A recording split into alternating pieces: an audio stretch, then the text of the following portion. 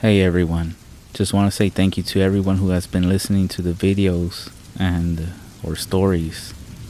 Please know that I love reading and responding to every comment that I get on all the videos here.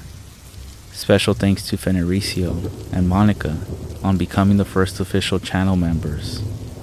Also, to everyone else, you can now become a member on YouTube or a Patreon member. Thank you again, and now to the stories. Day 1. I hit a deer on my way to work. It's actually very common where I live. It's an area that's filled with woods, with trees lining the road that are just perfect for concealing a deer until the moment it leaps in front of your vehicle. Apparently, at least 2 are hit and killed each day.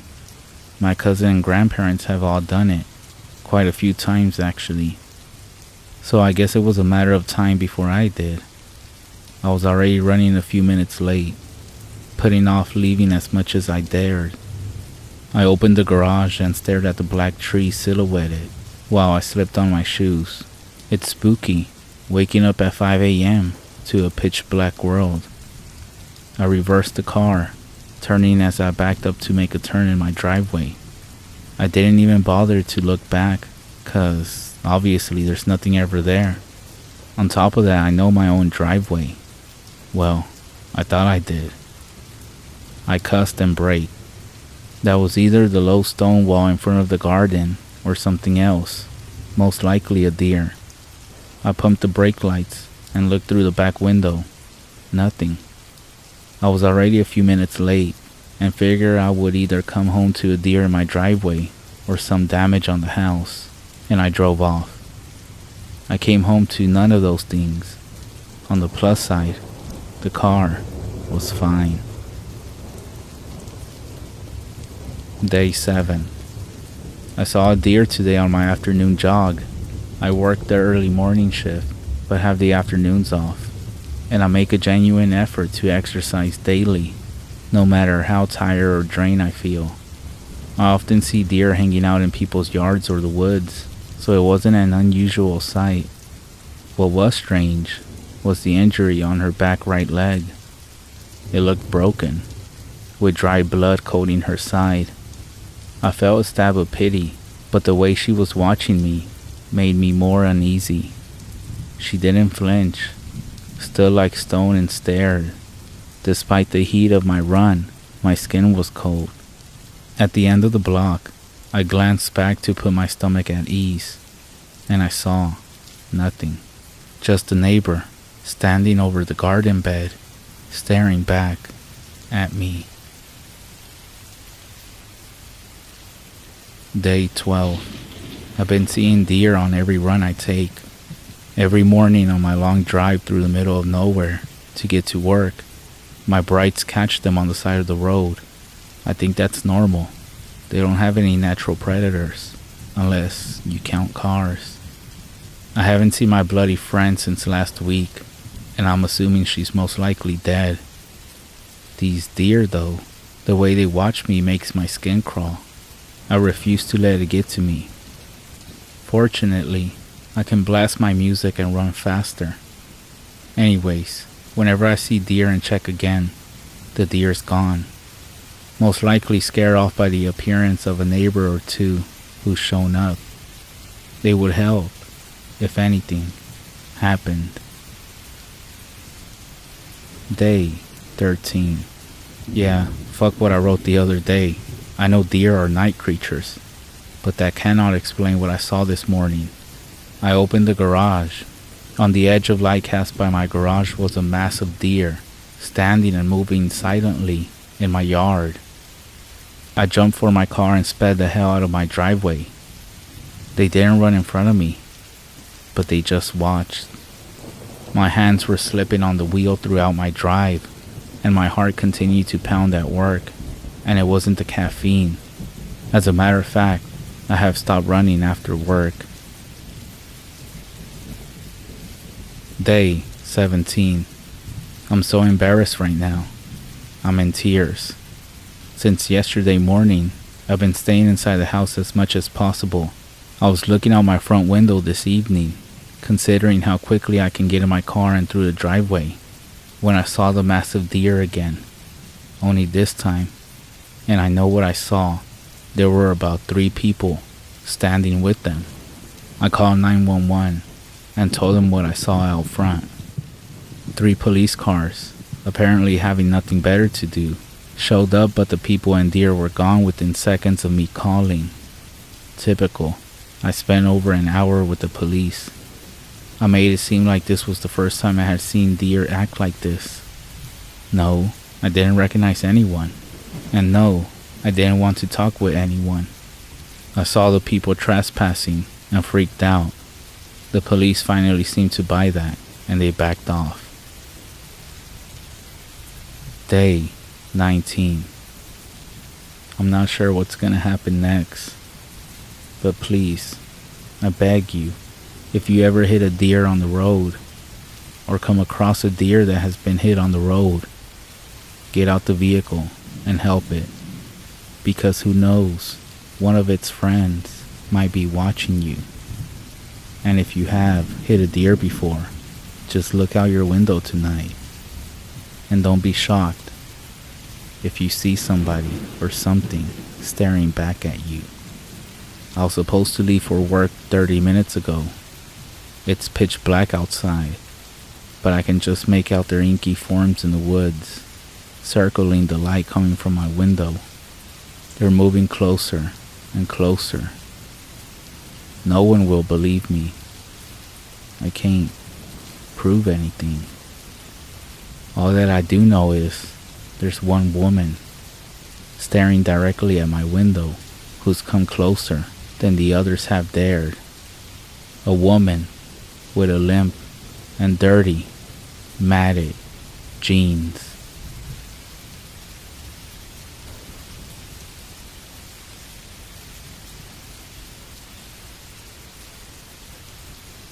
I went to high school in Arizona, and we had lots of Navajo students. One of them who told me about her grandma. She said that when her grandma was young, her family thought there was a skinwalker stalking their home. I'm not sure what caused them to be suspicious, but they were examining all of the animals. They said that even though a skinwalker can assume any animal form, their eyes still stay human looking. And what's more, because they have human ears underneath the animal skin, they can't move their ears. So this girl's grandma was going around and tapping all the ears of the goats to make sure they could twitch them. She came to one goat and gave the ears a flap, and they just stayed limp. She then said that she looked right into the eyes of the goat, and 2 human eyes were looking back at her. She said that's when the skinwalker charged into her and knocked her over before running off. She said they never saw it again. After that, I have never looked at goats the same way again, or any kind of livestock in general. As a matter of fact, you should probably look into the eyes of any pets that you own, or any livestock, before going to sleep tonight. One of them might just be a skinwalker.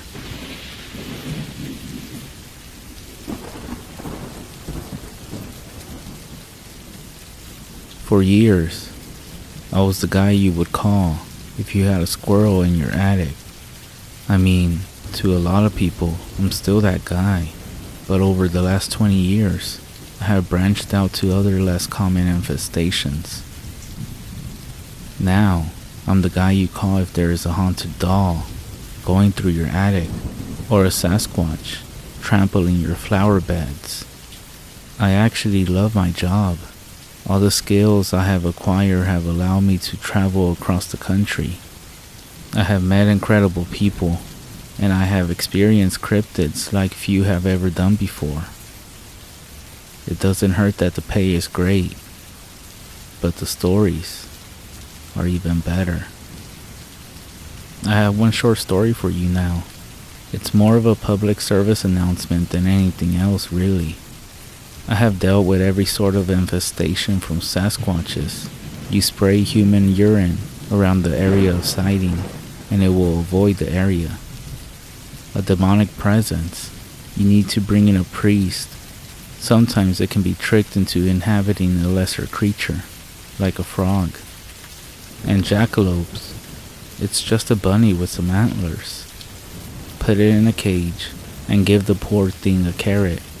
But recently, there has been one cryptid that has been growing more and more invasive into human settlements. It's called the hide behind. Most commonly found in the forests of the North United States and Canada. The hide behind is one cryptid that cannot easily be dealt with. In fact, I'm not sure it's even possible for one of these to be bagged and tagged like we normally would with other creatures. To my knowledge, no hide behind has ever been killed, maimed, dazed, or even simply removed from a residence. Once it has made a claim to an area, whether it be a local forest, a cave, or even, in one specific bloody case, a Bass Pro Shop, it will actually defend that area to the death. It was first documented by the Native Americans, then by the lumberjacks in the PNW of America. The hide behind is one of the lesser known but cryptids on the continent, but without a doubt, one of the most dangerous. No one really knows what they actually look like. As the name suggests, as soon as they are seen, they quickly duck out of view to hide behind anything in the vicinity. Out in the wild, this would be trees and rocks. In your home, this could be a corner, a kitchen cabinet, a TV, or literally anything else they can manipulate their body to hide behind, an object of any size. In the few accounts of the sightings we have on record, they have been described as everything from a large bear, lion hybrid, to a frail and elderly woman with long arms and rashes on her skin. Because of this wide discrepancy in their descriptions, they are believed to be shapeshifters that can change their shape based on what they believe will best get their potential victim to come closer and investigate the sighting. I don't know why the hide-behinds are moving into suburbs. I guess destruction of their natural habitat, but it is becoming a real problem. That's why I'm going to share the story with you now, so you know what to do if one ever shows up in your home. I pulled up to Tim's house around 12 p.m. on a Tuesday. He had called in to tell us there was a demonic entity in his house. He wanted us to remove it ASAP. They always demand ASAP. Tim had nothing going on, but people are just so much more demanding now than they were 20 years ago. I took a quick look around the house, and it was pretty apparent there wasn't any sort of demon in his residence. Not only was there no reaction to the holy water and a Ouija board I had brought with me, but Tim also didn't have normal symptoms of a demon haunting him, bad dreams, sleep paralysis, or the witnessing of any telekinetic events. After further questioning, he described what he had seen in more detail. He said, "First, I was sitting right there on the couch watching TV when I got the feeling I was being watched. I turned my attention to the screen door, and for just a second, I saw a bear looking in through the screen. But it wasn't a bear, you see. A bear would have just kept on staring at me, or keep poking at the door. But this thing just ducked out of view as quick as can be, like it was trying to sneak up on me, and I had caught it in the act. But I just grabbed my gun, set it on my lap, and kept on watching the TV, and eventually that feeling, like I was being watched, just kinda melted off. It was all peaches and cream until she showed up a few days later." This she that Tim was referring to was a new human form that the hide behind was taking. I assume it was because of the lack of a reaction to the bear form it had previously shown itself as. Like I said earlier, the hide behind wants you to look for it, to come near. Like the anglerfish, it dangles something in front of you, attempting to bring you closer. It's a lazy hunter. Tim then continued, I was out in the garage in my workshop, and that feeling came over me again.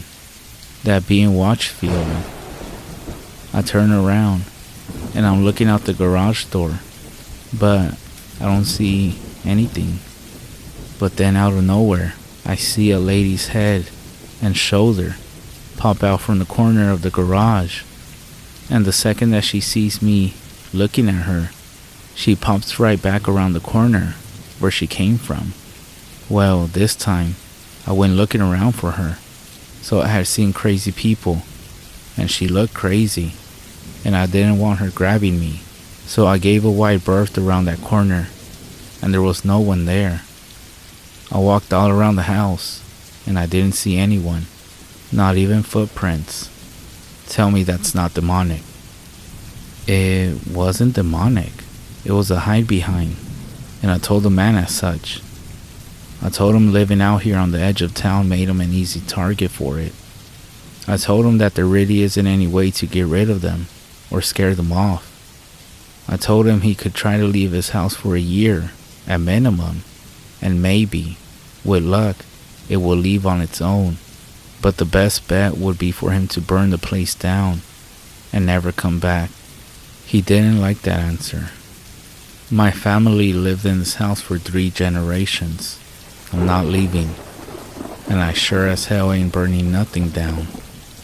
I'll tell you what though, I'm gonna keep my shotgun on me, and when I get that feeling again, I'm gonna shoot it. It works for bears, and that's the meanest thing around these parts. I don't see why it wouldn't work for this, what you call it, hide behind. You can't argue with anyone over the age of 65. People get set in their ways. Their beliefs calcify. So instead, I was honest with him. I told him 2 things. The first thing I told him was that eventually, he'll get that feeling that he was being watched, and he'll get his gun, and he'll start looking around for the hide behind, only he wouldn't find it. That's what happens in all these cases, because at that point, it found the best hiding spot it can possibly get. The only place you won't be able to lay eyes on it, directly behind you. And at that point, it's too late for you. The second thing I told him was that I'll be back in 2 days, and more than likely, he'll be dead. And then, that's when I left. 2 days later, I pulled my van up to Tim's driveway to find the screen door open and blowing in the wind. I didn't even need to cross the threshold of his house to find him. He was everywhere. On the floor, the ceiling, the walls. The smell was unbelievable. I poured some gas on the front porch, and then I used a match to light it. The house was an inferno within 30 seconds. I got in my van and started to pull out of the driveway, and I took one last look at the house, and then beyond, out in the tree line where I saw, for just a split second, a young boy, before he quickly pulled back and disappeared behind a thin, little tree. I was hundreds of miles away by lunchtime. I say all of this to you. If you ever think you might have a hide behind in your house, or even in the area, leave. Burn the place down if you can, so nobody can move into it. These things are like bears. If they know they can get food someplace, they are just gonna keep coming back. And if you get the feeling that you're being watched and you can't figure out why, call your loved ones, because it's standing directly behind you.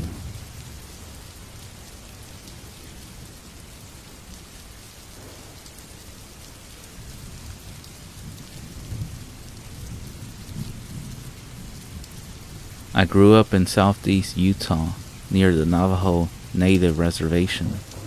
One evening, we were coming across the reservation from Flagstaff, Arizona, up to Bluff, Utah.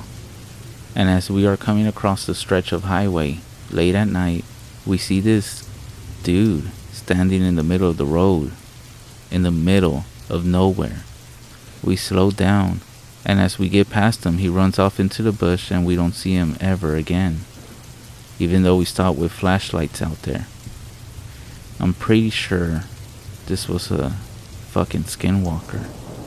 And to be honest, this is the fucking reason I moved out of Utah, because of creepy ass stories and experiences like this.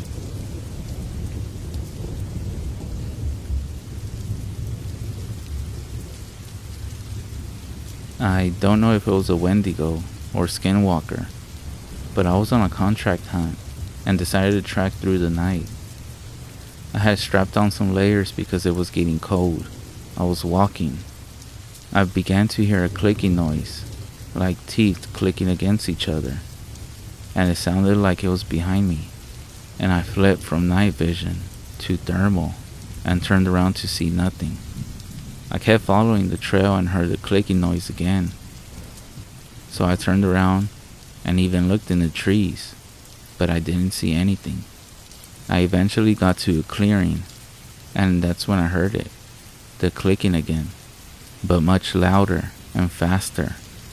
I thought whatever it was behind me, but I turned on thermal again and saw something across the way, about 200 yards away, and thought it was a bear. But it was bipedal and almost looked human. That's when I screamed, friend or foe, and I got no response. I then screamed again, friend or foe, and it then gave out what sounded like a bear roaring, and I raised my gun, and before I knew it, it darted into the trees, and I never saw it again. I never heard the clicking noise on my way out, but I refuse to go back there again.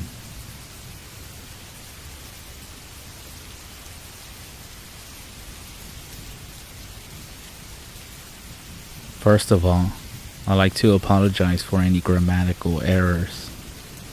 I also don't spend much time on here, so I have no clue if this is the right place to post this in. But I know you guys know your shit, so I assume it's the best place to ask. Second, I only just recently learned what a skinwalker is, and I still don't know much about them, which is why I would like other people's opinions. This happened in September of last year. We live on a huge horse farm in southern Kentucky. My mom, the horse fanatic in the family, travels all over the country taking out horses to shows and competitions. During that time, I get stuck at home with the responsibility of feeding the animals and other non-show horses. My parents were at a weekend-long show. It was around 5:30 p.m., and I was on my way down to the barn to give the horses their evening meal. Our horses are arranged in multiple sections, pregnant ones, show horses in another, etc. I was almost done feeding and only had the southwest corner section to go when I looked into the field that lined that section and saw something that I really can't explain with words. It was far enough away that I couldn't make out facial features, but I could tell it wasn't human. It was standing upright on two legs that seemed to be on backwards.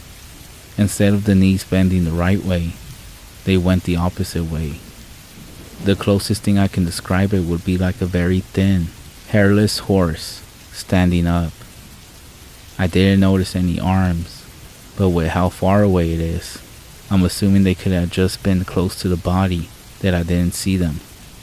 It scared the hell out of me, but I don't think it saw me. It looked like it was watching my house, which was about 100 yards to the northwest of there. I kind of just stood there.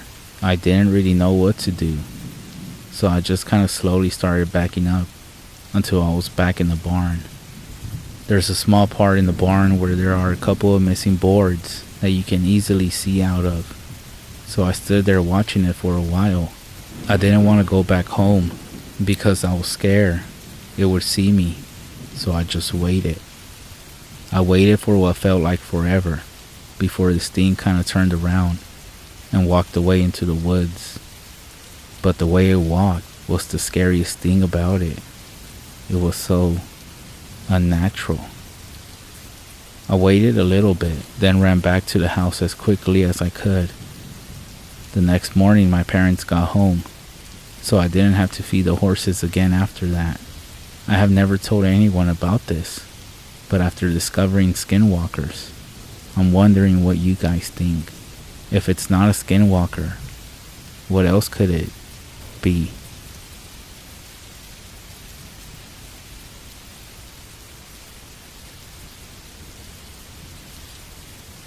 I had a childhood friend, Johnny. We weren't the closest, but we were part of the same quote-unquote church. So sometimes we spent time at each other's houses. He lived outside of town, at a large house that sat near the woods. This wasn't at all strange to me, as many of my friends at the time, if not most, lived in similar circumstances. So it naturally became standard to play outside, hiking around the property, the woods, the large field in front of the house, everywhere. Johnny had a little brother, Steven, who sometimes wanted to tag along as well. Frankly, I don't remember much about how we would play. Pretend, mostly, I assume. This was the early 90s. None of us were from well-off families, and imagination was dirt cheap. You know, sometimes I really wish I could write off what I saw as imagination. It would be easier. This happened during one summer. All those years ago, Johnny, Steven, and I were doing our usual walking around, talking, playing pretend, down at the bottom of one of the large fields that surrounded the house. I can remember how hot it was. The grasses around us had long since dried. There was a sour smell in the air from all the weeds and shrubs surrounding us. The only things that remained green were the abundant brambles of blackberries that grew in huge, towering clusters off to one side of the property. I can remember there was this little rotting shack made of boards down there, and that's where we were, playing right near it. I had wandered just a bit away from them. It couldn't have been more than 10 feet. That's when I glanced away and saw it. There was something in the blackberry bushes. I couldn't tell what it was, but I reacted as best as my childhood mind would allow me to, and ducked behind a nearby shrub out of fear. Now keep in mind, these blackberry bushes in front of me weren't small. Such clusters can often climb small trees and grow into a sort of wall of thorny bushes. These were anywhere from 8 to 10 feet high, and whatever this thing was, it towered over them by at least a couple of feet. I could see its whole upper torso, arms, and head. It had thick black fur. It was clearly standing on 2 legs, and at that second, it looked like it was reaching for something. Now I'm sure at this second, you might be thinking, so this person saw a bear eating berries as a kid. Really scary. But this thing wasn't a bear. I was raised near the woods. I was young, but I had seen plenty of animals, and this thing was not a bear. Its shoulders, arms, and face looked very humanoid, but it was distorted, somehow evil looking. Frankly, the thought my young mind had at the time was demon. The thing that was most striking though were its eyes. They were red, which I'm sure it sounds cartoonish, but to a child, it might as well have been that the Reaper was right in front of me, and it did have that vibe. This thing was terrifying, and something inside me told me that if I didn't run right there and then, that I might not make it. I bolted for the house, screaming for Johnny and Steven to run with me. They did, acting either on instinct, at the sound of my voice, or just playing along with the moment. At least I suspect Johnny was. Playing along, that is. Steven, being younger, seemed to pick up on my fear. The wind was so intensely whipping by my ears that I couldn't really hear if the creature was in pursuit, but I dared not look back. Finally, we reached the safety of the house's deck and quickly ran inside. I tried to explain what happened to Johnny's parents, all about this demon that I saw in the blackberry bushes. Of course, they treated me like a dumb kid. My parents seemed to entertain that I saw something, but not that it was supernatural. I spent my life casually trying to understand what happened. Every couple of years, the memory resurfaces, like a nightmare that never quite leaves you. We did like to play pretend, after all, and it was very hot that day. Not to mention, clearly berries would explain the presence of a bear. But again, I knew the shape of a bear. I dabble in a little missing 411 info over the years, and there have been reports of certain things, creatures, that match. I forget the name, and I just tried looking it up, but couldn't find it. But apparently, there's something called a Skinwalker, and is said to have red eyes. Apparently, the legend goes that they like to twist people's heads off and wear their skin. As for what I actually saw, I suppose I'll never know. But I'll say this much: I hope I never see it again.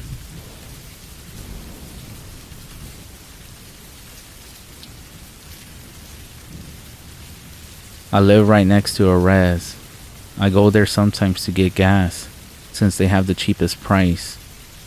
I mostly go at night, and on this one specific night, I was hanging out filling up the 26-gallon tank in my truck.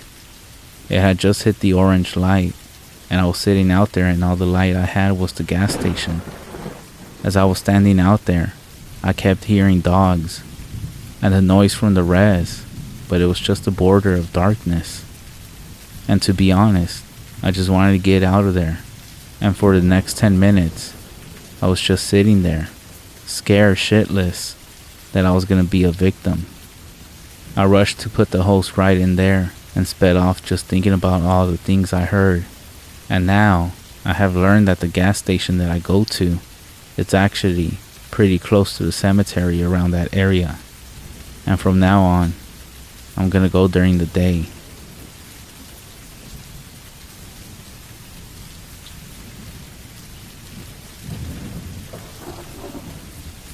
It's my first time telling my story here. Some background information. I was 16. I was working at McDonald's, and I would work every weekend and help open at 5 in the morning. I was on my way to work, and it was around 4:55. I remember that on my way to work, some of the stores would have their lights on by this time, and everything looked dark around the road. And I always remember thinking, there's no cars around, everything looks dark. Which was actually strange that our location was near a highway, and we would always have truckers or early birds come in for a morning's breakfast. I clocked in, and it was just me and my manager and a maintenance guy there. We were in charge of getting everything ready for the morning shift. I remember I was stocking some things up in the front. Then my manager said, "Hey Carlos, I'll be right back, I'm going to the bathroom." I then said okay.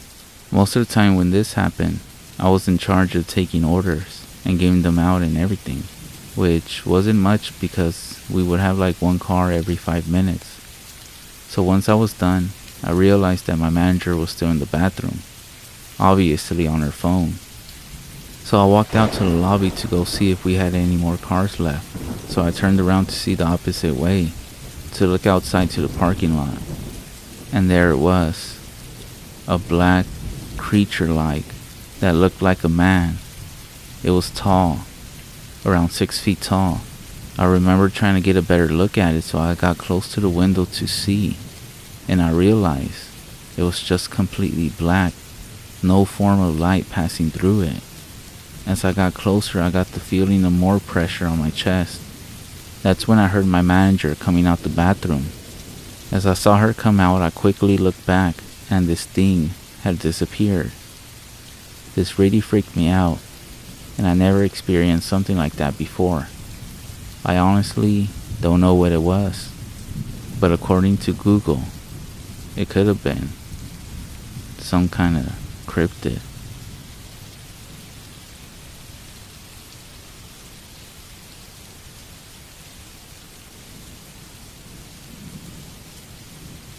I'm very new to Reddit, so I'm not sure how to make it a series. I apologize in advance for that. This is the best experience I had with cryptids. This was about 2 months after my first encounter with the Skinwalker, who sticks by my house now. It ran into my house with such urgency, I almost dropped the book I was trying to put away. "What is it?" I had asked. His body stretched and he tugged on my shirt with his mouth. He dragged me over to the door, scratching very wild. I hurried to open it. He took off, with me right behind him. The run was quick. He took me to the lake that was in the woods. I could see the top of my house barely. He ran to the edge of the water, growling. I followed him over to the water. I nearly screamed. I guess mermaids exist? Of course, they don't look at all like you might think they do. They don't have long wavy hair and beautiful scales. They have skin like sandpaper, and their scales are dull gray. They do have hair, but it's tangled and knotted. Their teeth are sharp, just like their nails. This mermaid almost scratched me before the Skinwalker growled at her. I don't normally name cryptids. I let them name themselves, but this one hadn't chosen a name. I tried to find any cuts or wounds on her body, but there wasn't any. All you could see were her ribs and face. For the life of me, I couldn't find out what was wrong, not till she tried to take a chunk out of me. I applauded my stupidity and turned to the Skinwalker. "She's hungry. I'll be back with some food in 1 second." I ran to the house, grabbed whatever raw meat I had, and ran back. When I got back, she was trying to grab the Skinwalker. He was backed up on his back legs. I ripped open the package and waved the meat. I caught her attention pretty fast. She swiped for it, and I let her have it. I turned away, hearing the disgusting noises behind me. I pushed down the urge to vomit and turned back around when she was done. I gagged, watching her clean her fingers. She nodded at me, and she crawled back to the water. She dove in, and I quickly lost her. I'm pretty sure she's the only mermaid living in the lake. The lake doesn't go anywhere, so she's pretty much stuck there. I would drive her to the ocean, but anytime I try, she just gets out of my grasp and goes back to the water. I bought some lake fish to hang out with her, and I leave her meat every day. I have also given her seashells, driftwood, just about anything you can find in the ocean to make you feel more like home. We have a pretty good thing going on, even if I barely see her. I gotta go now. There's a new cryptid named Gem, one of the other cryptids that I care for, found, and is having a rough time moving in. Maybe I'll tell the story another day.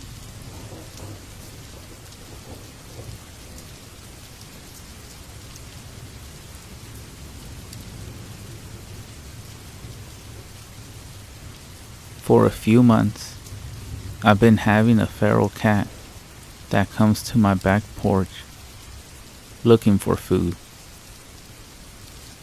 I first saw him in October around 6 p.m. when the sun was going down and I had walked to the back door to take a smoke outside. I could see him through the double window that looks out onto the swamp beyond. He was sitting patiently as if he had been waiting for me. His black, greasy fur reflecting the colors of the sun. When he saw me approaching, he stepped closer to the window and stood on his two back legs and started to paw wildly at the window. I chuckled and walked back to my fridge, pulling out some leftover chicken breast from the night before. I grabbed an old plastic dish from the cabinet and I tore the chicken apart into bite-sized pieces. I returned to the back door. I opened it only enough for me to squeeze out so that he wouldn't bolt into the house. If he did, I knew I would regret it, letting him slip inside only to possibly infest my home with blood-sucking fleas and to tear up my furniture. I placed the dish down, and he pranced towards it, scarfing it down like it was his first meal in weeks. I looked at him closer, through his long fur, and could see how thin he was. His legs looked like skin and bone, and his cheeks looked sunk in, causing his eyes to protrude out grossly. It was then that I noticed his tar-colored eyes that had no glint to them, no shine from the setting sun. It reminded me of those computer screens that don't reflect pesky sunlight glare coming from your window. I felt uneasy, worried now that he may attack me.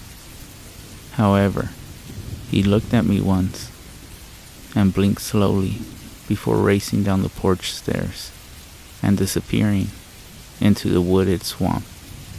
I started to wake up every morning only to see the dead corpse of some poor animal when I would take my routinely first smoke of the day. It started with little animals, birds, mice, and other small rodents. I always figured it was just the way that cat was thanking me for feeding him when he came, which was only a couple of times a week. Even though I only saw him a few times, there was always a dead animal on the porch step every morning. I thought it was silly that some old cat would bring me presents every morning. After about a month, the corpses began to get bigger.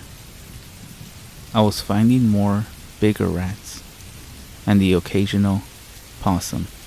I started to think it was strange that this cat seemed to catch his dinner just fine, but still came to me for scraps. I always brushed it off though, seeing as it wasn't doing me any harm, and I had no roommates who may have been disturbed by it. However, on one particular cold and foggy morning, I walked to the back deck to have my cigarette, and I looked down to look for my present. There was nothing there. I could feel my heart flutter. I was worried that something may have happened to my little buddy.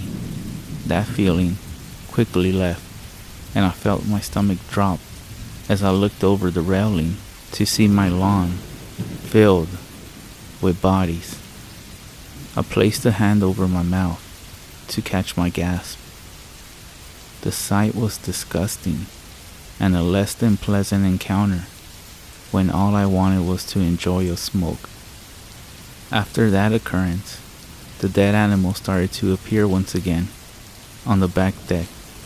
Part of me felt relieved that my cat was okay, while the other part of me felt like something was terribly off. Sometime in January, I woke up in the middle of the night, groggy as hell, but with a strong craving to have a smoke. I walked down the hall and paused at the window overlooking the backyard, and I saw a pale figure that reflected the moonlight. I paused, and my eyes widened. Suddenly, I was no longer groggy, and the urge to smoke disappeared. The figure looked up at me, and I froze. My breathing stopped. I could see its sunken-in eyes staring at me, and its spine protruding from its pale skin that had patches of fur peppered. It looked very strange, almost human-like, hunched over while standing on two legs. I panicked, and I could feel my body growing hot as my heartbeat quickened. After staring at me a little longer, it turned around to crawl over the fence, and then it walked away on its 2 legs. I went back to bed, completely terrified. I woke up the next morning and rubbed my eyes, releasing a big yawn. I thought to myself, what a crazy dream I had. I got up from bed and walked downstairs to make myself a pot of French press coffee. I grabbed my pack of smokes and my mug and walked out the back door. I walked to the rail with my mug and crossed my arms and leaned over. I instantly dropped my mug and could hear it shatter on the concrete below. Time felt like it had slowed as I looked around to see corpses lacerated and splayed across my yard. The black feral cat was strategically in the middle of all the dead bodies. No mercy was spared to any of those animals. I felt my stomach heave, and I threw up what was left of my dinner from last night. I felt a chill run down my spine as I remembered what I had seen the night before, and I no longer believed it was a dream. I quickly walked back to the door and locked it shut behind me. It felt surreal, and I couldn't imagine that this was happening to me, but to my dismay, it was. I couldn't be bothered to clean all the bodies. I was too fearful to walk out that door. I stayed inside the house for the rest of the day on my computer, looking for solutions to my problem. Of course, I found nothing but nonsense about some beings called rakes, wendigos, and skinwalkers. I strongly felt that this was some person playing a massive prank on me, and I desperately wanted to believe that was the case. I fell asleep at the table in front of the back door. Being the light sleeper that I am, I woke up to a gentle but loud knock at the door, followed by a few more.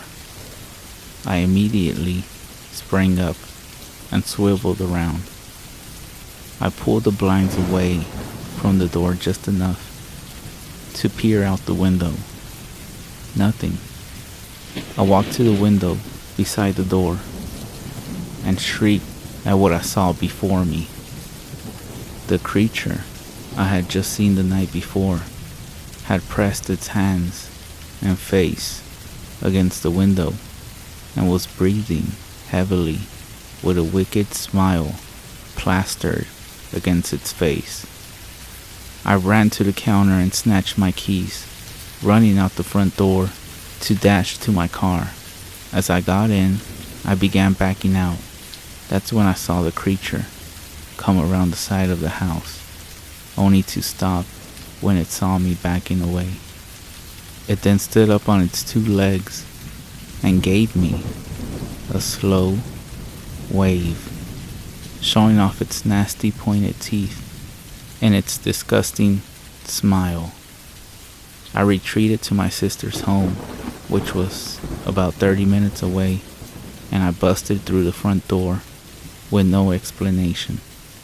She came running down the stairs, with her boyfriend following close behind her.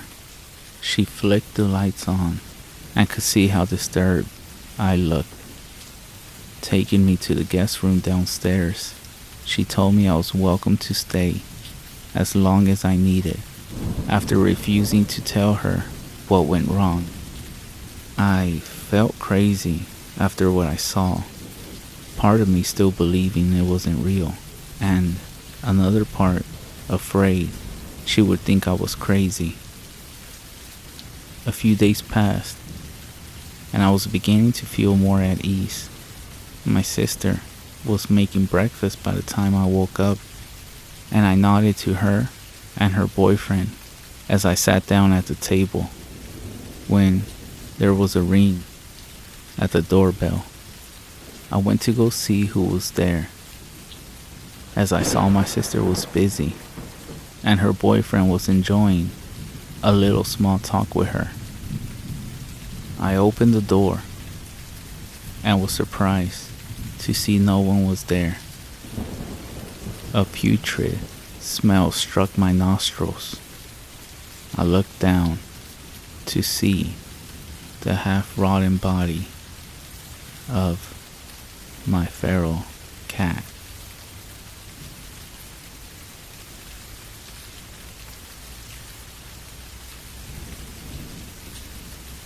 Before I begin, I'm 16 years old and I'm a male. About 3 years ago, I was in Virginia visiting family over summer. We were right outside the DC area and staying in a 2-story house near the freeway. On the other side of the freeway was a forest. So my mom, her boyfriend Eric, and I were all staying with Eric's parents. We had brought some night vision binoculars and decided that tonight was the perfect time to use them. So after dinner, we gear up and head out. We pass under the freeway and head into the woods. When we get about 5 minutes into the forest, we set down our bag and take out our binoculars. My mom looks around with them for a while, seeing a few squirrels here and there. She gets tired of them and passes them to me. I look around for a while, being careful not to look at the freeway for fear of being blinded. I spot something behind a tree about 50 feet to our left. I concentrate on it, trying to figure out what it is. It looks like a pale, bald, anorexic man looking straight at us from behind the tree. I get a bit uneasy, but I'm hesitant to believe it's actually there. I ask Eric to take a look, just in case. To my despair, he sees it too. He describes it much the same way I did.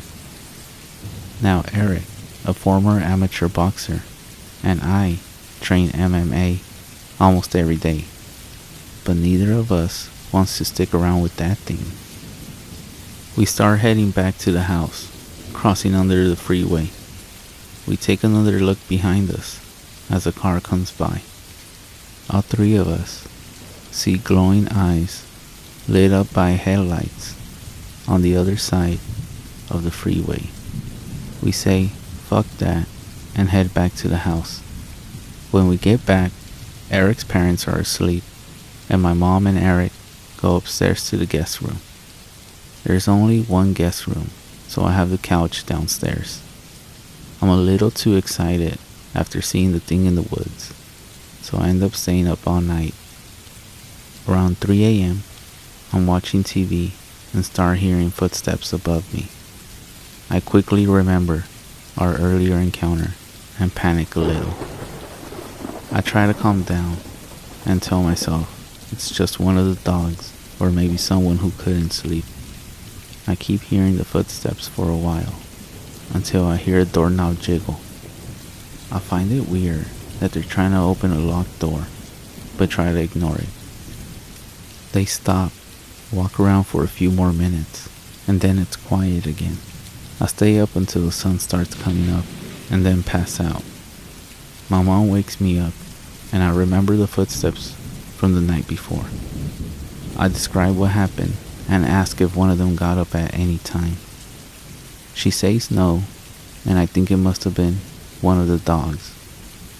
That is, until she tells me the room above me is the office.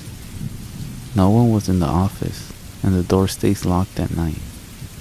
My heart sinks as I piece it all together. I don't know if it was that thing for sure, but I think it was. I'd done a lot of research, trying to figure out what that thing was that night. I found two creatures that seemed to match it. I think it was either a Skinwalker or a Wendigo. Whichever one it was, I'm just thankful that door was locked. I know I wouldn't be able to fight that thing, no matter how tough I am.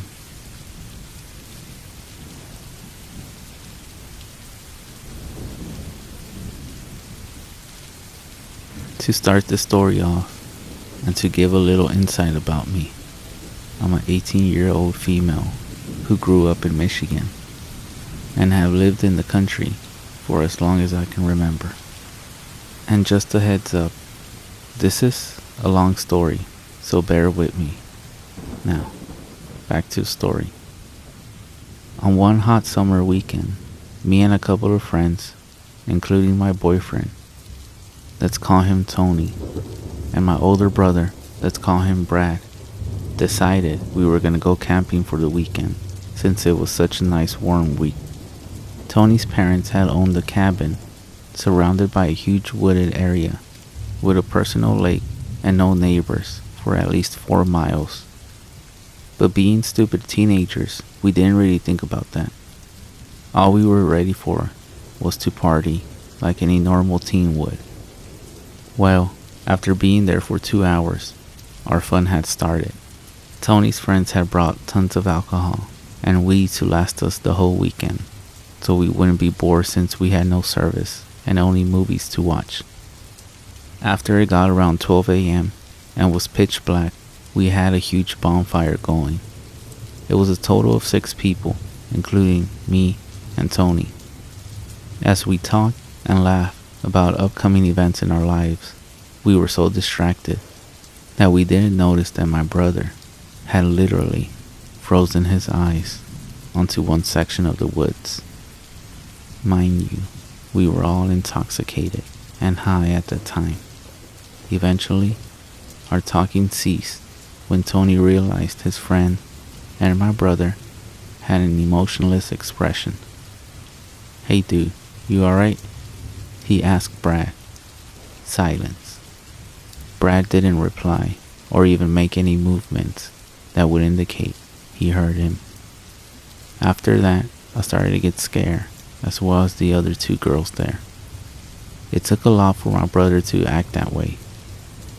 Eventually, I was the first to catch on that he was excessively staring into a certain spot in the woods. I turned my head and followed his gaze the best I could. And when I finally caught on to what he was staring at, my heart dropped. There was, right fucking there, was, at first look, a dog. At least, that's what I thought. It was some person's dog that wandered off. But then, my brain kicked in, and I realized there wasn't neighbors for miles. So, how could there be a dog? My mind started to race while Tony still tried to get Brad to speak or even move. Then, in one motion, this thing stood up tall. And when I say tall, I mean fucking gigantic. It had to be at least 6 feet tall. Everyone now saw it. How could you not? The other 2 girls and the other boy with us were shocked as they finally grasped why my brother was as still as a stick. No one moved for what seemed like hours. Tony was the first to talk. "No tell," he mumbled. No one heard what he said but Brad, and I swear to you, when I say his eyes widened as big as pan saucers, that freaked me out immediately. "What did you say?" one of the girls asked. "It has no fucking tail," he hissed at her. My heartbeat stopped. He was right. There was no tail on this thing. My clouded alcohol mind cleared up in a fraction of a second when I finally realized what this thing was. Now I understood why my brother was basically shitting his pants. This thing was a skinwalker. My instincts kicked in right then and there, but before I could nope the fuck out of there, the thing let out a terrible stench, like rotting meat, before screaming, inhuman-like. The sound was enough to scare the fuck out of everyone. My brother was the first up out of his chair and started shouting native words to the creature, while I told everyone to get the fuck inside. No one questioned me when they saw just how dead serious I was, especially Tony. He's never seen me so scared, so he knew it was a bad situation. We all hightailed into the cabin, with my brother behind us, still shouting native words at the creature, which seemed to keep it at bay, while it gave us enough time to get inside. He slammed and locked the door before turning all the lights off and grabbing a special ash from the kitchen counters and started throwing it at every window and door while chanting. Of course, he had everyone freaked out and basically in tears at that moment. After he was done, no one said a word for a long time, all of us still in shock. He grabbed our dad's pistol and had it posted by him for hours. Everyone was entirely shaken up to even question what happened. We must have fallen asleep eventually, because I woke up to my brother packing all our stuff into the 2 cars early in the morning. I understood why. We had native family. We knew what we were dealing with, and we knew it would come back, and maybe not alone. Before we left, I did a blessing on the cabin and spoke a few calming words to the still very freaked out girls. We left as soon as everything was packed up. To this day, we still haven't explained exactly to our friends what happened that night. But they have also never bothered to ask us.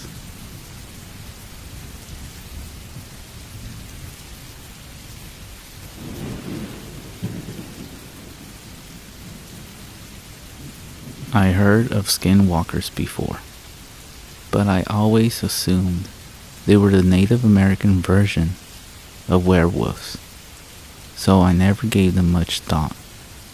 Until last week, when one of my coworkers at my new job told me that they were his most feared folklore creatures. He's originally from Utah, so that makes sense. He suggested some YouTube videos to watch on the subject, and after work that night, I watched about 4 or 5 of the videos. Now, I totally understand his stance on them now. I live in South Carolina, so to be completely honest, I wasn't too worried about the possibility of running into one. My coworker told me that they were basically a Midwestern thing. I would be more worried about Wendigos if I were you. He joked the day after I watched the videos. We had a good chat about skinwalkers and Wendigos during our shift and just revel in the creepiness of them. I mentioned how one of the tales said that the more you talk about skinwalkers, the more they're drawn to you. And he made sarcastic ghost noises to keep the mood light. The night I showed the videos to my fiance, she was way more creeped out than I was. I became kind of obsessed. I love scary things and couldn't help but watch every video I came across. I talked about skinwalkers with my other friends who love horror, looked up skinwalker art, read true skinwalker stories on Reddit, just drove head first into all things about skinwalkers.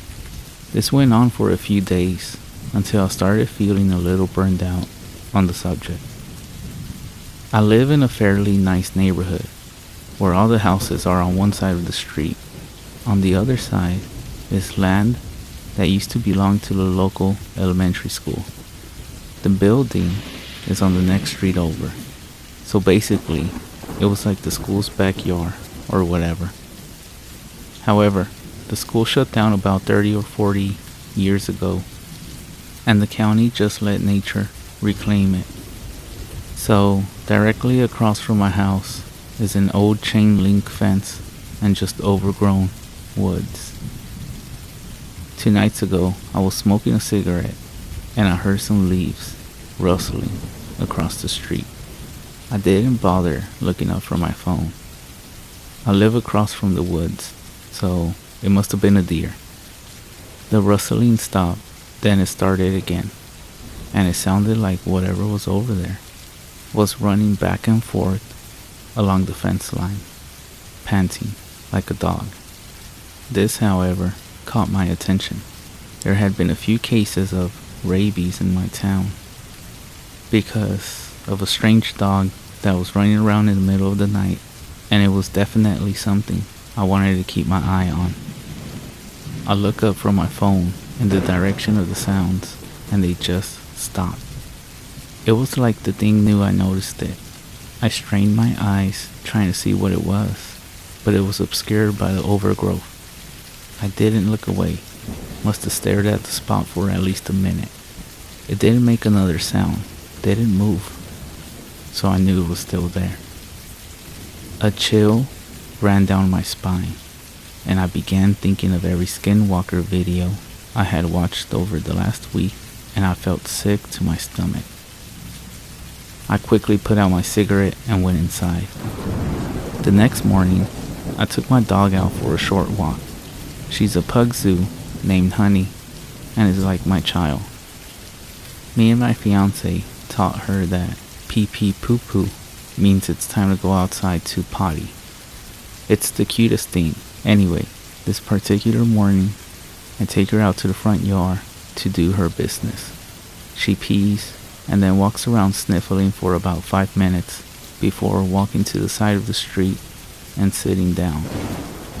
She's never done this before, so I was a little annoyed.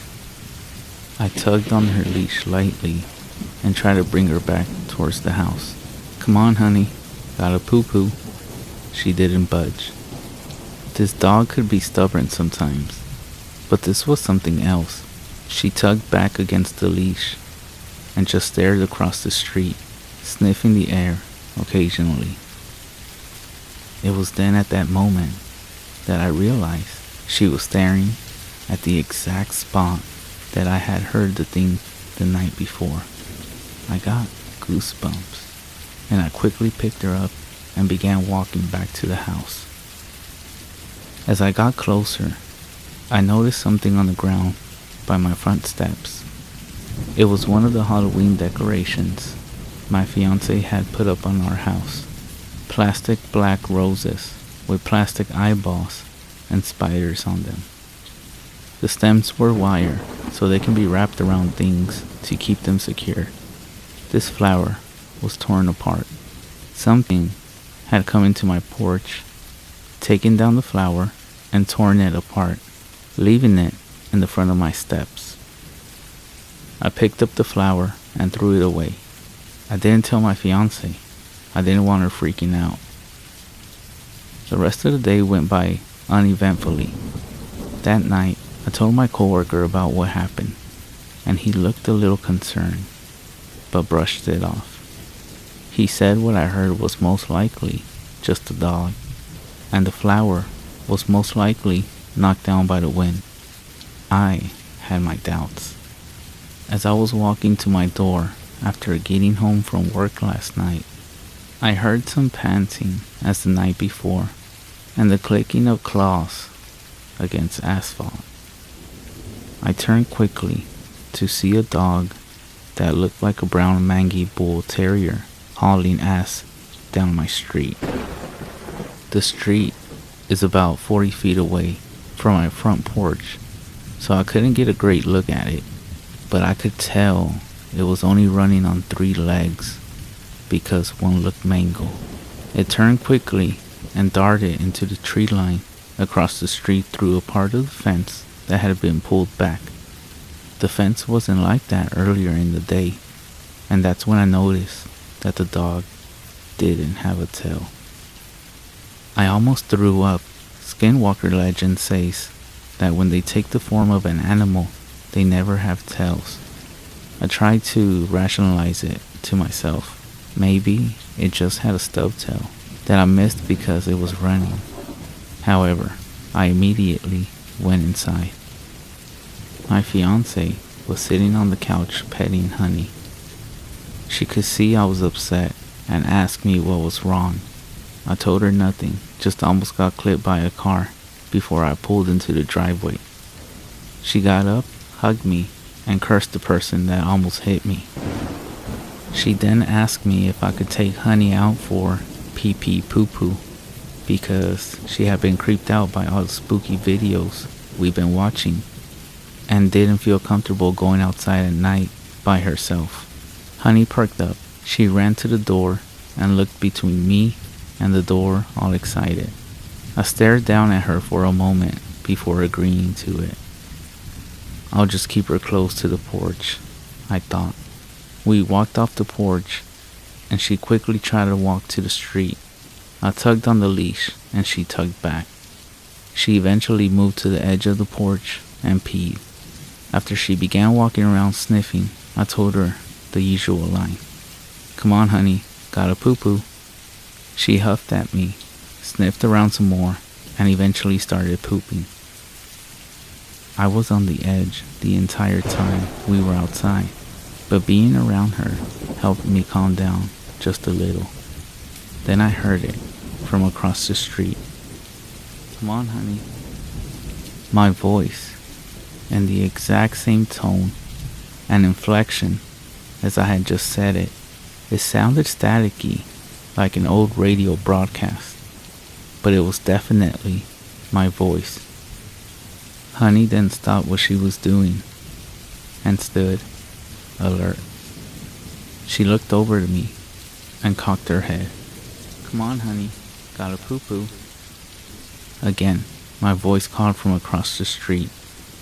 Honey began whining, looking from me to the woods across the street. I picked her up and I began backing up to the steps, not taking my eyes off the part of the fence that had been pulled back. Honey, come. The voice sounded firm now, like it was getting aggravated. Honey squirmed in my arms, whining. I didn't know if she was trying to get out to go to the voice or to run inside, but I wasn't taking any chances. I turned and bolted up the steps and to the door. As I walked inside, I turned one last time to look across the street. There, standing in the part of the fence that was pulled back, was the dog. Its eyes were glowing a dull orange, and it had its teeth bared. The face was all wrong, like someone had taken a distortion tool and just dragged around random features. Once again, I didn't tell my fiance.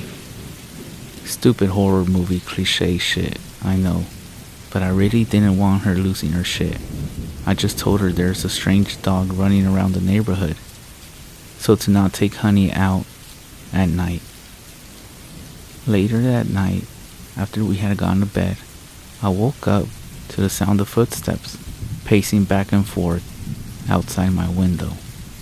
Against my better judgment, I rolled over to try to see it, and then the pacing stops. Come on, honey. My voice called out, cutting through the quiet of the night. I prayed my fiance didn't hear it. It called out 2 more times before I heard it walking away. I didn't sleep a wink the rest of the night. Today, when I get to work, I'm going to ask my co-worker what I can do to get rid of this thing. I'm scared.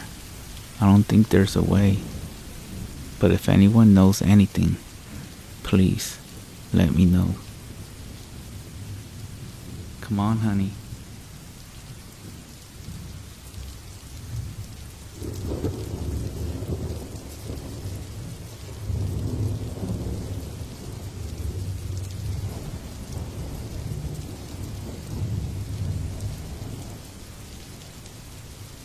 I was on an assignment for the Army, making my way up from San Antonio, Texas, to Tacoma, Washington.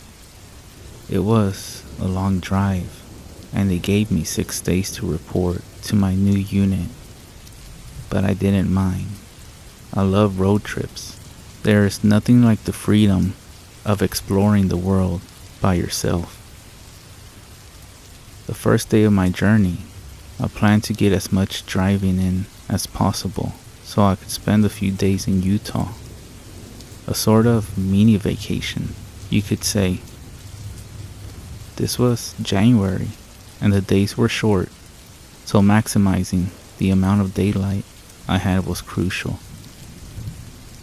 I got up extra early that morning, carried the last of my bags out to my Corolla, signed out of my old unit, and hit the road at roughly 5 a.m. It was an amazing day. I saw the landscape transform around me as I went further west than I had ever been in my life. From the San Antonio metropolitan area to the savannas of the Edwards Plateau to the pancake flat farmland of the Great Plains region, America's headbasket. Finally, the farms opened up into prairie, and I saw the "Welcome to New Mexico, the land of enchantment" sign. Now I really was in the middle of nowhere. Continuing on US Route 380, I eventually found myself in Roswell. I could have gotten a few more hours of driving in and made it to Albuquerque, but I figured since I was in no rush, I might as well see what Roswell had to offer. Who knows if I would get a chance to visit again. As a fan of the strange, dark, and mysterious, as Mr. Baldwin would say, I took a self-guided tour of the shops and attractions. The next day, I continued to Albuquerque, then westward on Interstate 40. By the time I reached Gallup and started northbound on US Route 491, I still had 2 hours of driving left before crossing the border into Colorado, and another 45 minutes before I would get to Cortez, my planned stop for the night. However, my daylight was already running out, as sunset was at 6 p.m. I got Starbucks and refreshed myself for the final stretch. It was supposed to be easy, just a straight shot, but looking back on it now, I figured that had I decided to stop in Albuquerque instead of Roswell the night previous, I would have already been in Colorado by now, and possibly be making my way into Utah. I would have saved myself from what was waiting for me on that desolated highway. Route 491 stretched far into the Navajo Nation. On either side of me were endless expanses of prairie bookended by dark indigo mountains on the horizon. To my left, the sky glowed a faint orange-purple, the light slowly dying down, like embers in a fire, until finally plunging the land into darkness. Every now and then, I would see the forlorn headlights of another car passing by, which gave me a bit of relief that I wasn't alone. I also had my road trip playlist on to keep me company, and call me ironic, but Hotel California was playing. After passing the small, lonely town of Newcomb, the next piece of civilization would be Shiprock. However, between the two was a 36-mile stretch of absolute nothingness, an abyss I had to cross, and I was not ready for what I was about to witness. After several miles, and having not seen another car on the road, I saw something strange emerge from the horizon, barely lit by the moonlight. I thought it was a road sign at first. Then, as I came closer, I realized it was a person walking on the shoulder of the road, heading in my direction. I squinted, trying my hardest to focus on the figure. In the darkness, I could tell they were wearing a poncho of some sort, with long, black hair flowing down past their chest.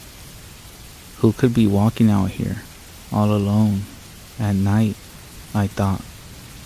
Whoever it was, they had no lights, no reflectors, no strobes of any kind to signal to passing vehicles that they were there, and they walked on the pavement, dangerously close to oncoming traffic. I pulled to the left a bit, giving them a wide berth. Suddenly, my stereo cut out, as if I had turned it off. The screen went completely dark, and my phone disconnected from Bluetooth. While this was unusual, it did happen from time to time, so I thought nothing of it. As I approached, I saw the person raise their right arm, as if to flag me down and hitch a ride. No, I thought. There's no way that's happening, buddy. As my headlights swept by, I realized it was a man, dressed in a button-up shirt, a poncho, jeans, and cowboy boots. His large belt buckle glinted as the lights passed him, but in that split second, I realized with shock that not only were his eyes painfully wide open, but they seemed to be tracking me.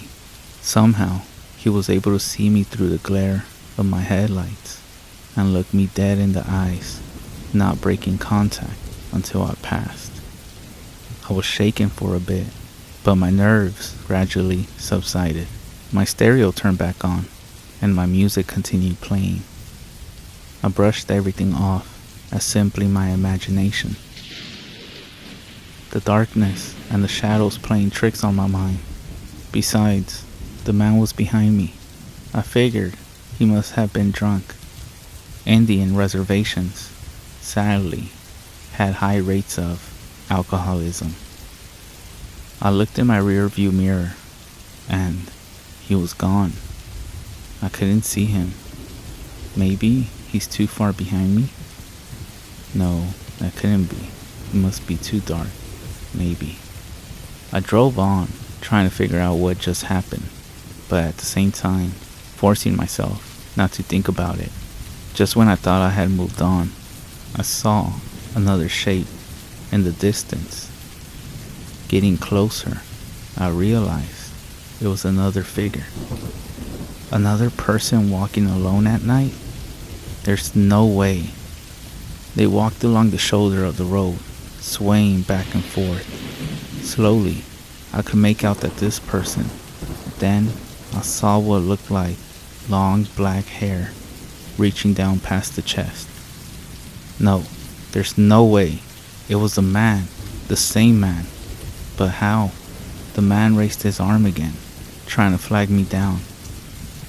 What does this guy want? I kept up my pace, with no intention of stopping for any reason. Just like last time, my stereo turned off again. Suddenly, the man leaped out into the road, arms waving frantically. I swerved into the left lane, narrowly avoiding him. In my headlights, I noticed he had the same wide-eyed look, his gaze locked into mine. I also saw that his clothes did not look as they did on the first encounter. Once they were clean, if not well worn, but now they were soiled and tattered, rags barely hanging onto his withered frame. His hair was wild and unkempt, with clods of dried dirt stuck in the locks, but his eyes remained the same. My heart nearly burst through my chest at the sudden shock. Hyperventilating, I slowed down and glanced into the rearview mirror to make sure he was alright. Nothing could have prepared me for what I was about to see. The man was running, and he was sprinting towards me. I centered the wheel and accelerated, hoping to get as much distance from him as possible. But as I continued to speed up, so did he. Faster and faster I drove, but every time I looked in the mirror, I would still see him right behind me, perfectly keeping pace, his body tinted red by my taillights. I could feel my head throbbing and my hands getting slick with sweat on the steering wheel. I was sick to my stomach. There's no way. I looked forward, hoping to see a faint glimmer of light from the town ahead, but I was still too far away. I looked back at the rear view mirror, and the man was gone. I should have been relieved, but I knew better. Where did he go? I looked around, hoping to regain a visual on him. I couldn't see anything. Taking a deep breath, I refocused on the road, but kept my guard up. Just keep driving, I told myself. Only a few more miles to go. Out of the corner of my right eye, I saw something. Another shape. It wasn't a man. At least, I didn't think so. I glanced over, bracing myself for whatever was going to meet my sight. It looked like an animal, some kind of animal, though I couldn't make out exactly what it was. Under the moonlight, I could see it running alongside my car, its limbs reaching out in long strides, its back undulating like a dog. Closer and closer it came. The closer it was, the more of it I could see, little by little. Then I noticed its limbs were far too long for its body. Its body was too short. It had no tail. The head was round, and from it came a trail of long, black hair. I slammed my foot on the gas, pushing my car's engine harder than it had ever been pushed before. By now, I was clocking well over 110. But this creature, it was keeping up. It wasn't phased. It simply ran faster and faster to match my speed. Just what was this thing? How could anyone or anything run this fast? This entity seemed to have endless stamina. Just how long could it keep this up? Just how much faster could it go? Soon, I knew my car would hit its top speed. And then what? How long could it maintain that before breaking down? It wouldn't be long until my engine overheats. But regardless, I would eventually run out of gas. And when I do, what would happen if that thing got me? At 120 miles per hour, my car had reached its limit. This was the fastest I could go, but the creature continued its pursuit. My temperature gauge was approaching the red, and so was my tachometer. I couldn't keep this up any longer. Suddenly, like the beacon of a lighthouse on a tumultuous sea, the first light of Shiprock came into view. It was close, so close.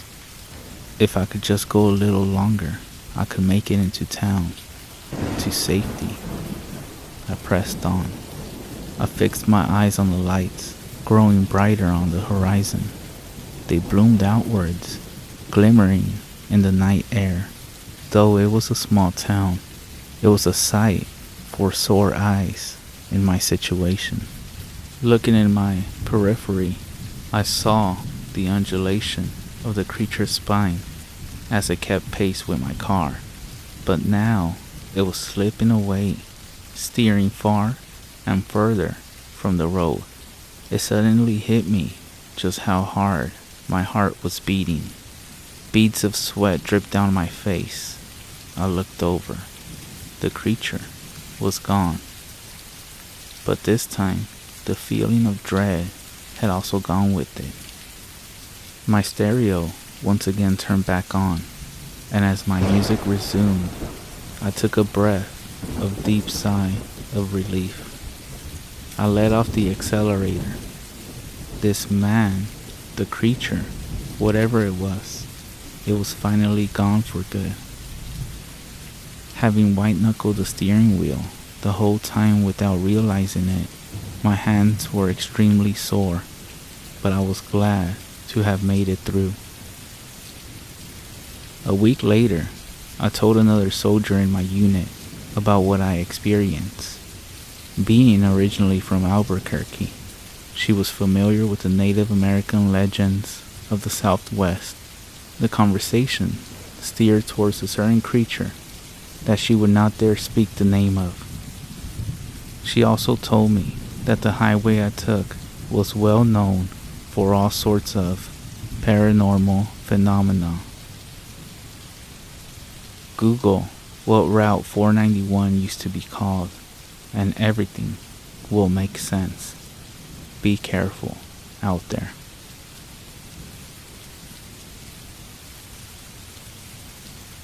Okay, so I've been a skeptic of creepy paranormal things my entire life. I have never believed in that type of stuff, but the things I have heard, witnessed, at my grandparents' farm shakes me to my core. My grandparents own a large plot of land in central Missouri, and they have owned that land for around 40 years. I've been to that farm over 10 times, and every time I go, I always get this terrifying feeling that something is watching me. Like, there's always something behind my back. I have also had many strange encounters there that are downright bizarre. My first encounter with whatever the hell this thing was when I was around the age of 7 or 9. I'm currently 14. We had brought our dog named Spot to that farm.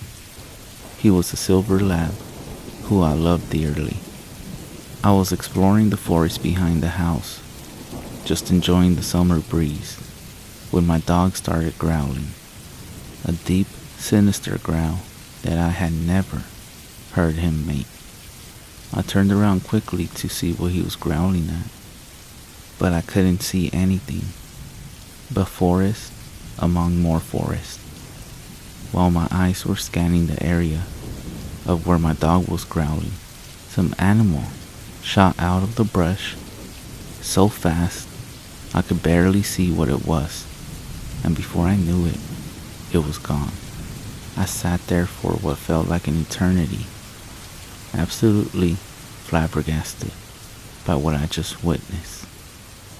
From what I could see of it, it looked like a coyote, but the speed at which it moved was absolutely insane. It moved like at 90 miles an hour and made almost no noise. But the most creepy part was that the place it jumped out of didn't even make an imprint of where it was laying. And from where I viewed it jumping up, I should have been able to easily see where it was hiding.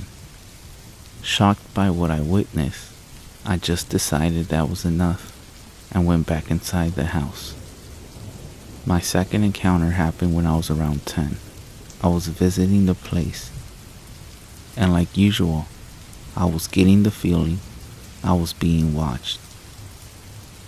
That first day was normal, and nothing really creepy happened. I was just spending quality time with family. But when night came, that's when shit started happening. I was trying to sleep in the twin bed that was shared by my mom's brother when he used to live there. That's when I heard tapping. Not tiny little taps, but loud tap. Almost like it was banging. It was coming from the direction of the window. I slowly sat up and looked at the window, but there was nothing. So I assumed it was just some animal or something like that. 5 minutes passed and no tapping, and I was drifting off to sleep when, this time, not a tap, a slam, a loud slam directly into the window. I'm not talking about like a hit. It sounded as if something absolutely massive hit the window. I shot up so quickly, I nearly passed out. I decided enough was enough and grabbed the flashlight in the drawer and shined it out the window. Nothing. 10 seconds passed. Nothing. I was about to go crawl into my mom's bed when I heard it. A screech. a screech that was not achievable by any human. So loud, it pierced the quiet, peaceful summer night. I can't put into words what that sound sounded like, but it was dark and horrible, and I still remember it to this day. I froze, unable to move muscle. I was so scared. I was sitting there still as a statue, petrified by what I heard. That's when my instincts kicked in, and they told me to run into my mom's room, which I did. For some reason, I didn't wake her up. I just cuddled up next to her and didn't sleep the entire night. All I could think of was that sound, that horrific, terrible, bloody screech. My next encounter was when I was around the age of 13. I was back at my grandparents', just enjoying my time, like I always do, when my grandpa suggested that we go deer watching. I agreed because I had been doing this since as long as I could remember. And it was never an issue, and it was extremely fun. So we took the Polaris, and we went around 6 to 7 p.m. to look for deer. We decided to go into the most eastern pasture, because that's usually where we spotted the most deer. 30 minutes passed, and we had seen a few deer, but not as much as we usually do. But then, this is where the shit begins. I get that feeling again, that dreadful feeling that something is there, in the shadows, watching me. But this time, it's a lot more intense. Like if it's right up behind me, but when I look, it's never there. But this time, it appears that my grandpa feels the same presence as me too. And just to let you all know, my grandpa is a very laid-back individual, always joking and having a laugh. The only time I've seen him be very serious is when my great-uncle died a couple of years ago. So when I started feeling that I'm being watched, my grandpa goes from a happy and laid-back expression to very serious and alert. He gripped the wheel so tight, his knuckles turned white, and he was just looking around like to make sure something wasn't following us. He then made a massive U-turn out of nowhere and started heading back to the house. I asked him, "What are you doing?" And he replied with, "We're heading back to the house." The tone of his voice was cold, like he had witnessed someone being murdered. At this point, he was gripping the wheel even harder and was absolutely going pedal to the metal full speed back to the house. I decided not to ask any questions until we got back to the house, which we did in no time at all. Once we were there, he rushed me into the house, checking his bag to make sure something wasn't there. When we were inside, he closed and locked the door tight. His behavior was very alarming, and it really shocked me to my core. I then decided that all of the stuff I had witnessed was enough, and I only asked him one question: "What the hell is going on here?" When I said that, he looked at me and gave me a cold expression and said, "I have some things I need to explain to you." We then sat down for 30 minutes, and he explained that whatever this thing was, it was living on his property, and it has been here since the day he moved in, and he and my mother experienced the same thing that was happening to me the very first few years of living here. He explained that he has seen whatever this thing is, and it doesn't like new visitors. He told me about all the things he had witnessed and experienced, and they seemed to have been very pretty similar to what was happening to me. He told me that he knew this was going to happen to me, and that he was always watching to make sure I never got hurt, because he knew this creature better than anyone else. We talked some more, but all of it was the same. It was now late, and he decided that I couldn't sleep alone, so he had me sleep with my mom. We promptly left the next morning. I have not been back since that day. This last encounter isn't really an encounter. Two things have happened at my grandparents' farm. Recently, we brought my sister's horse to the farm. The first night for the horse was hell. My sister's horse has always been very friendly and not shy.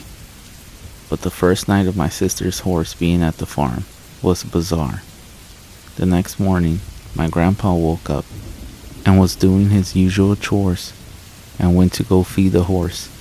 He noticed that the horse was acting very weird, extremely shy and timid, but when he took a better look, he was shocked. The horse had 3 10-inch gashes down its side, like something had clawed at it. It was ruled out that the horse ran into the fence, but I think otherwise. Also, around the same time, my grandparents adopted a dog and named it Panda. Panda was a Jack Russell Terrier who was 2 months of age. 5 days later, he was found dead with deep puncture wounds on his body and with his neck slashed up. They said it was a bobcat or mountain lion, but I also think otherwise.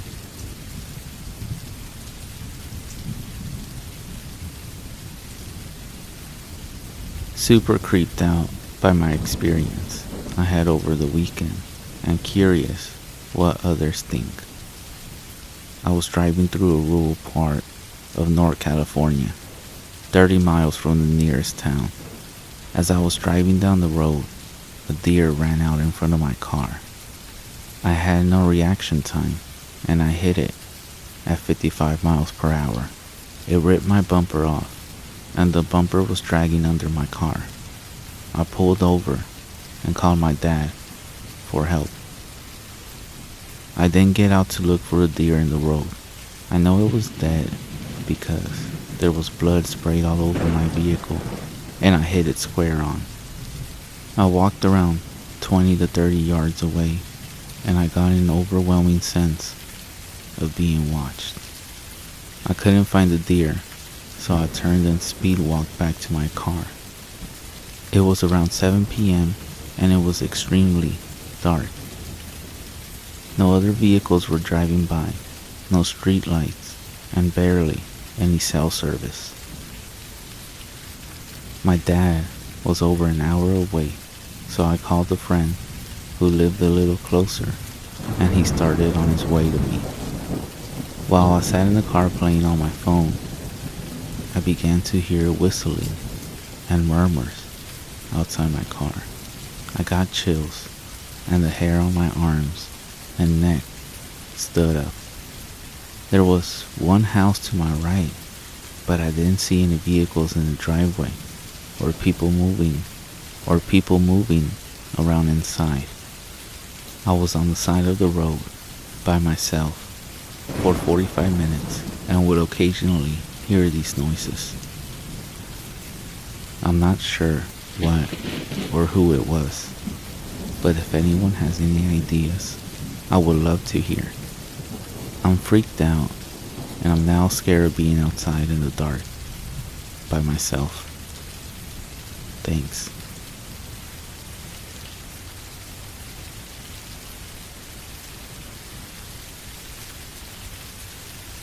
My roommate has told me the story a few times, and I want to see if anyone else has had similar experiences. As he tells it, he was driving home super late at night, maybe around 3 or 4 a.m. in a suburb of Phoenix, Arizona. Both times that this occurred. The first time, he was driving alone on a road that has an open field to the left of it, when out of nowhere, a black figure on all fours bounds up out of the field, comes up out of the field and across the road in front of his car. As soon as the figure got to the other side of the road, It stops with inhuman quickness, turns around, and looks directly at my roommate. He described the figure as looking simian, completely black, except for the face. The creature's face was a stark, white, human face. Not white as in Caucasian, but white as snow. This happened again a few weeks later, but this time the creature was sitting in a tree. As his car approached, it climbed down the tree again with quickness, bounded across the road, stopped on a dime, and turned around and made eye contact with him. This time he had a friend in the vehicle who also saw it and began freaking out. It was the same exact thing as the first time. A simian black body with a snow white, expressionless human face. My roommate, as always the curious one, turned the vehicle around and began searching for the creature, but it was nowhere to be seen. While trading stories around a campfire, my friend recalled an encounter he had while serving an LDS mission. My friend's mission region had a reservation within its boundaries. However, it was far from where he was serving. On one occasion, him and his mission companion were told to travel more far than usual to meet with some investigators. This, however, took them near the reservation. On their way home, their car ran out of gas, and it wasn't until late at night that they were able to continue the journey home. My friend, who was driving while his companion slept in the passenger seat, chose a different route that took him through some back roads in an attempt to try to get home sooner. He told us he was driving above the speed limit when he noticed movement in the woods lining the road. Because coyotes were common in the area, he took little notice first. Then he looked out the window and slammed on the brakes. The sudden stop made his companion awake, who wanted to know what was wrong. My friend was shaken and said he would tell him once they got home. He only told him to say a prayer. By the time they made it home, his companion was dying to know what happened, and my friend told him. As I was driving, I looked down at the road next to the vehicle, and I saw 6 men running on all fours, keeping up with the car. I was driving 40 miles per hour.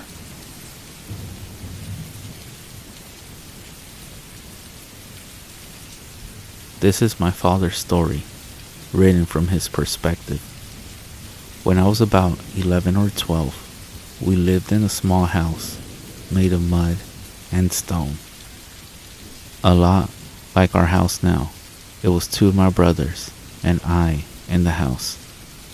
Everyone else had gone to the Hymas festival and left us to tend the sheep.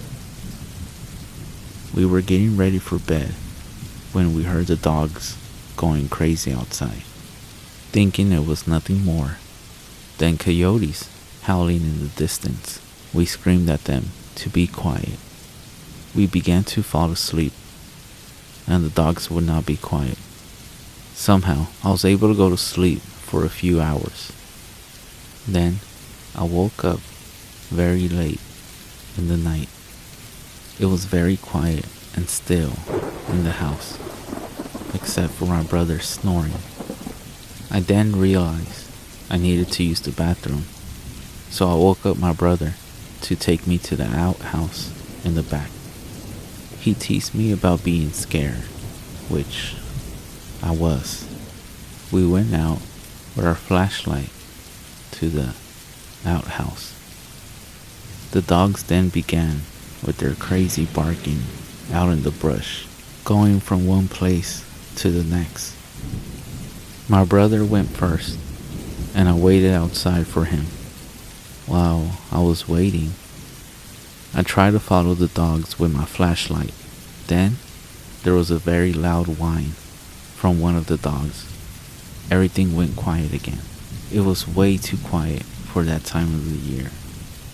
Not even the sheep were making noise.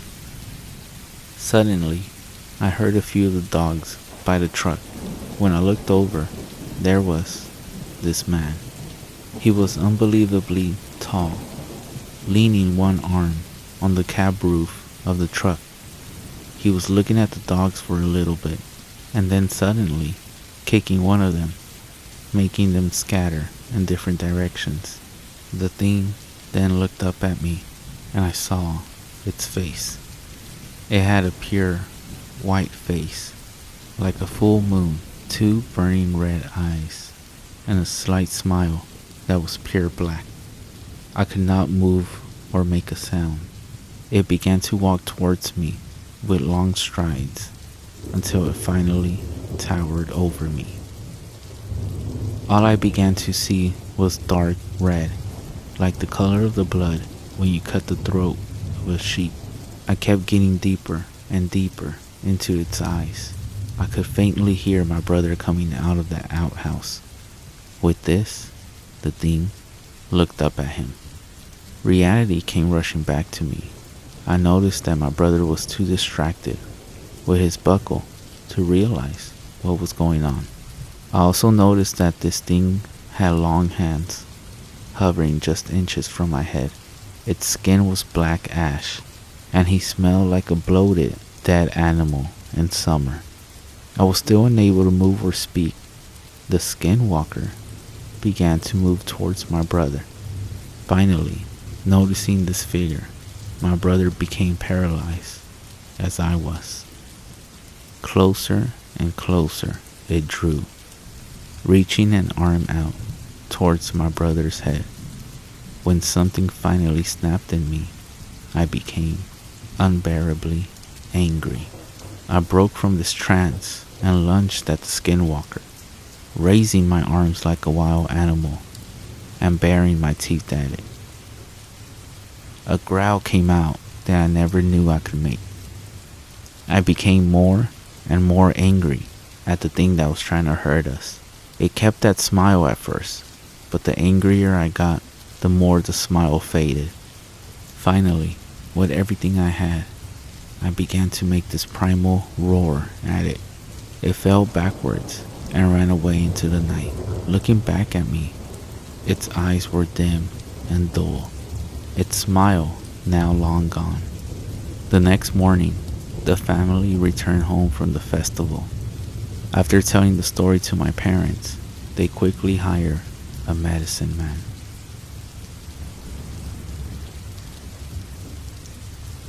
I was in prison for 15 years. There was a Skinwalker in there with us. A little background first. I was serving a 15-year sentence in a penitentiary in South Arizona. What I was in there for isn't important, but when I was staying there were countless things that happened that no one could explain, and even more that no one wanted to know more about. It all started with a prison legend. They said that years ago, something awful and unexplainable happened in the prison. Every morning we would wake up and be expected to stand near the front of our cells, while guards visually confirmed we were present and accounted for. Apparently, about a year before I got sent there, the most brutal and unexplainable thing happened during one of those routines. A man who had a cell to himself looked very off.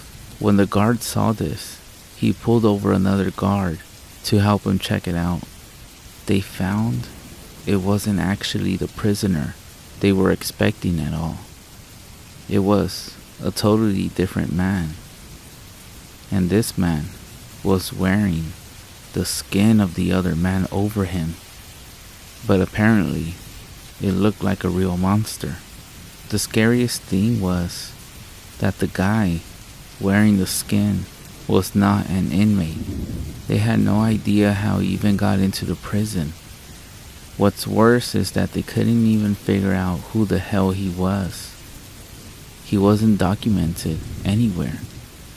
And what's worse than that, they never even found the body of the man of the skin he was wearing.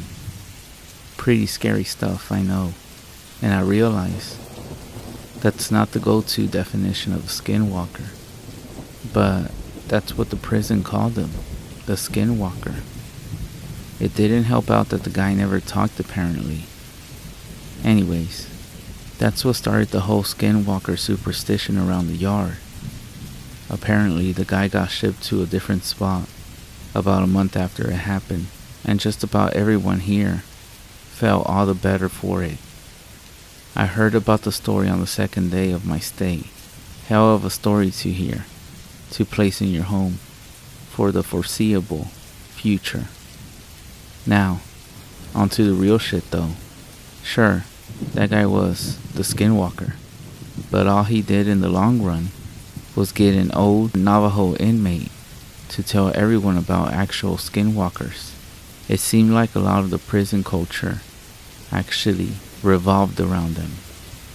Now apparently, skinwalkers are tricky to point out on the spot, but if you manage to survive around one for more than a minute or two, almost everyone can tell the mannerisms. They can mimic human speech, but not replicate it. They twitch manically. They have an unnatural gait while walking, but apparently they got better with experience. The old Navajo guy, his name was Carl, said that he was sure there was an actual one among the prisoners, slowly picking us off over the years. He called it the Grandmaster Skinwalker at one point. Apparently he thought it had human mannerisms down so well that you might not even been able to tell if it was your cellmate for a day or two. He would expect the Skinwalker to jump at any opportunity for a kill. But this one realized it had a revolving door of people to kill coming to it. A lot of guys found humor in it. A lot more were really on the edge about it. And every once in a while, in prison, people snap. Sometimes, you will find your cellmate swinging in front of the bunk, strung up around the neck by his pants. Sometimes, you just can't take it anymore. But in our yard, people tended to snap in a very special way. It wouldn't be an outburst at dinner or a silent suicide in the night. Guys would just stop talking, hunch over, and shuffle around. Any friendships they had would be mostly out the window. They would turn into a loner during rec time. They would let their hair hang in front of their face. No one liked to talk about it. Like, if they did, it would happen to them next. I felt the same way too. I didn't know if it was a skinwalker or people just going crazy. But I didn't want to find out. It wasn't clockwork or anything. But every time someone snapped in this way, it wasn't more than a couple weeks before they were, quote, shipped off or, quote, transferred to God knows where without anyone else knowing beforehand. Then there were nighttime occurrences. Short and a loud burst of sound echoed through my cell block during all hours of the night on a regular basis. It sounded like a mix between a pig dying squeals and nails on a chalkboard. Just another thing no one liked to talk about. Even scarier were the shadows and footsteps. The block was dimly illuminated in the night by a few lights hanging from the ceiling outside the cells. I myself saw shadows fill across my wall on a regular occasion. One time, near the end of my sentence, I woke up, looked at my back wall, and found the perfect silhouette of a person standing there. But when I looked, my bunkmate was asleep, and no one was really outside my call. And the footsteps, everyone hated the fucking footsteps. They were the scariest part. In the night, Sometimes, more rarely than the shadows, you would hear ungodly, fast footsteps. They sounded like wet feet slapping on the tile floor. Whatever caused them would fly from one end of the block to the other in a dead sprint. Whatever it wasn't human-like, and it was very fast. If you happened to be awake before it started, by the time you heard the footsteps on one side of your cell and whipped your head around to see the thing run by, it sounded like it was 3 cells past you. Everyone hated those fucking footsteps. And I agree. I thought they were the worst. I was released from that place about a month ago. I have more stories than I can count. I swear it was nearly my turn. About a week before I was discharged, my cellmate and a good friend of mine snapped. In the same kind of way, I didn't sleep for an entire week. Well, I did sleep of course, but never for more than a few minutes at a time. Never turned my back on the guy. The scariest thing though, was when I woke up one night to him, somehow, snaking his body through the bars of our cell. For reference, I couldn't get anything past my shoulder through them. And the worst part of all of this was that he was coming back in to our cell. On the day of my release, I didn't say a word to him, just left, and he seemed fine with it, and so was I. I had made it through 15 years of prison fights, gang disputes, and for all I know, Skinwalker abductions. I left through the front gate, a free man. As I walked along the fence for the rec yard, I spotted my cellmate, standing off on his own, similar to how he was for the last week or so. I shook my head, not even really sure if it was him anymore. I took one last look over the yard, this time from the other side of the fence, and I wish I hadn't. There, standing off on his own, on the other side of the yard, was Carl, slouched over, looking at the other inmates, and twitching manically